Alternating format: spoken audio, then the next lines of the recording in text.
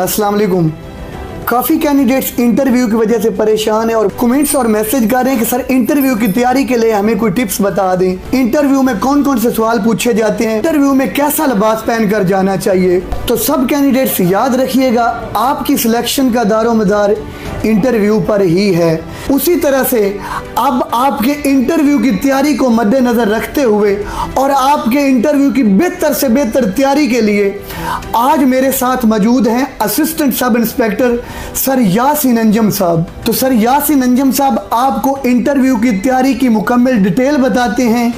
आप देख रहे हैं बिस्मिल्लाहिर्रहमानिर्रहीम। Thank you very much. पिछले दिनों से आपका चैनल देख रहा हूँ, आपने माशाल्लाह काफ़ी मेहनत की और इस पर आप काफ़ी स्ट्रगल कर रहे हैं और जिस तरह आपकी कोशिश थी, आपकी कावश थी, आई थिंक आपकी जो एक उम्मीदें थी उनसे बढ़कर रिज़ल्ट सामने आया जैसा कि आप बता रहे हैं। तो अल्लाह पाक आसानियाँ फरमाए। हमारी तो दुआ है कि अल्लाह पाक सबको कामयाब करे। देखिए, जहाँ तक इंटरव्यू की बात है तो इंटरव्यू ये 20 नंबर का होता है, 20 नंबर का इंटरव्यू होता है। तो ये जो आपके रिटन टेस्ट में कैंडिडेट्स के नंबर होते हैं उसमें जितने नंबर मिलते हैं इंटरव्यू के वो उसमें ऐड हो जाते हैं और उसके बाद वो नंबर ऐड होके जितनी सीट्स होती हैं उस हवाले से जो ऊपर टॉप लेवल पे लोग होते हैं वो आगे आ जाते हैं, मतलब उनकी सिलेक्शन हो जाती है। तो अगर मैं आपको बताता चलूँ कि इंटरव्यू की तैयारी कैसी करनी चाहिए, सबसे पहले तो ये कि इंटरव्यू में ये ज़रूरी नहीं है कि आपको हर सवाल का जवाब आए। इंटरव्यू में जो ज़रूरी चीज़ है वो ये है कि आपका कॉन्फिडेंस लेवल चेक किया जाएगा, आप में ये चेक किया जाएगा कि स्किल्स कौन कौन सी हैं। इसके अलावा आपका टर्न आउट, मतलब आपने लिबास कैसा पहना हुआ है, आपके बैठने का स्टाइल कैसा है, दिस एंड दैट, ये सारी चीज़ें होती हैं। अगर आप देखें कि इंटरव्यू के लिए कोई भी कैंडिडेट आया है तो जब वो सीट पर बैठेगा तो चेयर जो है उसके पीछे बिल्कुल पीछे रिलैक्स होकर ईजीली बैठ जाना चाहिए उसे। अगर कोई कैंडिडेट बिल्कुल चेयर के अगली तरफ बिल्कुल आगे होकर बैठेगा तो इट मीन्स कि वो थोड़ा डरा हुआ है, वो कन्फ्यूज़ है और वो इंटरव्यू में जो है ना वो अच्छी तरह से परफॉर्म नहीं कर रहा। तो बिल्कुल इजीली रिलैक्स होकर चेयर पे बैठें और जो आपसे सवाल जितना पूछा जाए आप उतना ही जवाब बताएं, ना कि आप उसे ज़्यादा एक्सप्लेन करें। अगर मैं आपको बताता चलूँ कि सवाल किस तरह के होंगे तो सबसे पहले तो ये कि जिस तरह पेपर आपका था बिल्कुल सेम उसी तरह से पेपर में से ही तकरीबन सवाल आते हैं जिस लेवल का पेपर था। यानी आपसे कोई इंग्लिश के छोटे छोटे सवाल पूछे जा सकते हैं, जैसे मुझे सोने दो, लेट मी स्लीप, या मुझे खेलने दो, लेट मी प्ले। इस तरह की कोई 2-4 चीज़ें आपसे पूछी जा सकती हैं। देखा ये जाएगा आपके पेपर को मद्देनजर रखते हुए कि जैसे पेपर में जो बंदा ज़्यादा वीक है उसी से उसे सवाल उठाए जाएंगे। फॉर इंस्टेंस कि अगर किसी बच्चे का या किसी कैंडिडेट का जनरल नॉलेज में सही एक्सपीरियंस, उसके नंबर अच्छे नहीं है तो उससे जो सवाल पूछे जाएंगे वो जनरल नॉलेज के ही पूछे जाएंगे। अगर इस्लामिक स्टडीज़ में या अखलाकियात में जिसके नंबर अच्छे नहीं हैं तो उससे उस तरह के सवाल पूछे जाएंगे। ज़्यादातर इंटरव्यू में करंट अफेयर्स के बारे में पूछा जाता है। उसके अलावा अगर मैं आपको टिप्स बताता चलूँ तो आप वेरी सिंपल, आप न्यूज़पेपर डेली बेसिस पे पढ़ें, आप टीवी पे आप खबरें वगैरह डेली बेसिस पे सुने, करंट अफेयर्स को देखें। ज़्यादा सर मारने की ज़रूरत नहीं है इंटरव्यू में। एक्चुअली इंटरव्यू जो होता है उसमें सिर्फ कॉन्फिडेंस लेवल चेक किया जाता है। अगर आपसे 10 सवाल पूछे जाते हैं तो 10 के 10 अगर आपको नहीं आए तो आप वेरी सिंपल आप सॉरी बोलें, सॉरी सर। तो इट मीन्स कि ये नहीं कि आप कंफ्यूज हो जाएं और आप डर जाएं, आप ये समझे कि पता नहीं क्या हो जाएगा।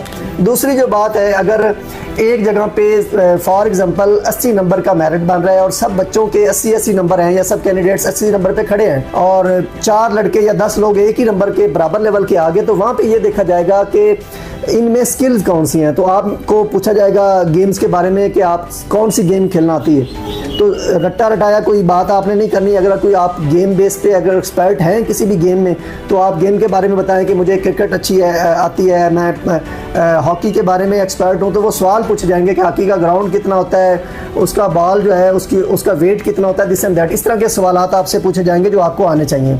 दूसरे नंबर पे अगर किसी को ड्राइविंग स्किल आती है, किसी को हॉर्स राइडिंग आती है, स्विमिंग आती है, तो ये आपके प्लस पॉइंट में जाएंगे। आप अगर बताएंगे कि मुझे ये स्किल मेरे पास है तो इसका मतलब है आपकी सिलेक्शन में ज़्यादा चांस है। बाकी जहाँ तक मैं आपको बताता चलूँ, मेरे ख्याल में इंटरव्यू जो है उसमें वही सवाल दोहराए जाते हैं जो आपके पेपर में आए हैं, उसी लेवल के होंगे।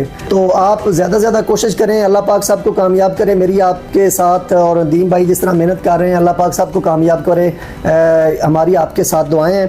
और ज़्यादातर तो ये होता है कि कामयाबी, जैसे मैंने पहले भी एक दफ़ा बताया था कि सक्सेस के लिए आपकी नीयत अच्छी होनी चाहिए, आपका किरदार अच्छा होना चाहिए, आपके साथ दुआएं होनी चाहिए, आपके पेरेंट्स की, टीचर्स, फैमिली मेम्बर्स और ऑल दैट, आपके जितने भी रिलेटिव हैं, आपके दोस्त अहबाब, आपके हल्का बाब में जो भी लोग रहते हैं उनकी दुआएं आपके साथ होनी चाहिए। और आखिर में जो बंदा जितनी ज़्यादा मेहनत करता है उतना ही ज़्यादा उसकी सक्सेस के चांस बढ़ जाते हैं। जैसे ही कैंडिडेट आगे बैठेगा तो उससे सबसे पहला सवाल ये पूछा जाएगा कि आपका नाम क्या है। तो तमाम कैंडिडेट्स को अपने नाम के मतलब का पता होना चाहिए कि आपके नाम का मतलब क्या है। ये तो पहला सवाल हो जाएगा।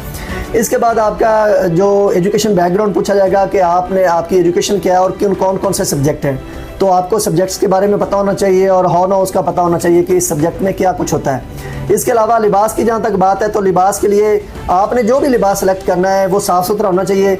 और जैसे मिसाल के तौर पर एक बंदे ने शलवार कमीज़ पहनी हुई है तो शलवार कमीज़ के ऊपर अगर वेस्ट कोट उसी कलर की पहनी होगी तो वो ज़्यादा बेटर है, नहीं तो फिर मल्टी कलर जैसे ब्लैक कलर है तो उसकी वेस्ट कोट भी चल जाएगी। और अगर आपने पैंट शर्ट पहनी हुई है तो देखिए आपका जो भी लिबास होगा वो ज़्यादा शोक कलर ना हो, जैसे नीला पीला इस तरह के नहीं, चेकदार शर्ट हो ज़रा जो अच्छी लग रही हो, जो ज़्यादा रिफ्लेक्ट ना हो रही हो, जो आंखों में जच जाए। इसके अलावा जो दूसरी बात है, अगर आपने कोट पहन लिया तो वो भी ज़्यादा बेटर हो जाएगा। लेकिन जो असल बात ये होती है कि इंटरव्यू का मतलब ये होता है कि आप में कॉन्फिडेंस लेवल क्या है, आपकी स्पीकिंग पावर कैसी है, आप सवाल का जवाब कैसे देते हैं। ठीक है, अगर आपको सवाल नहीं आता तो आप बोलें 2 सेकंड के बाद आप सॉरी करें कि सॉरी सर मुझे नहीं आता, या आप सिर्फ बोलें सॉरी सर, तो वो आगे चले जाएंगे, अगला सवाल पूछेंगे। इसी तरह 2, 3, 4 सवालों में अगर एक भी सवाल आपका ठीक हो गया और कॉन्फिडेंस लेवल आपका बिल्कुल बरकरार रहा तो इट मीन्स के you will be selected. So distance is not a matter of chance, it is your choice, it is not a target to waiting for, it is a target to achieved. ये एक ऐसा target है जो आपने achieve कर लिया है। अभी आपने सिर्फ और सिर्फ अल्लाह पे भरोसा रखना है, दुआएं इकट्ठी करनी है, मेहनत करनी है, आपके साथ आपके पेरेंट्स की, टीचर्स की, आपके फैमिली मेम्बर्स की दुआएं होनी चाहिए। Conclude, I would reaffirm my stands that struggle and struggle. All the best.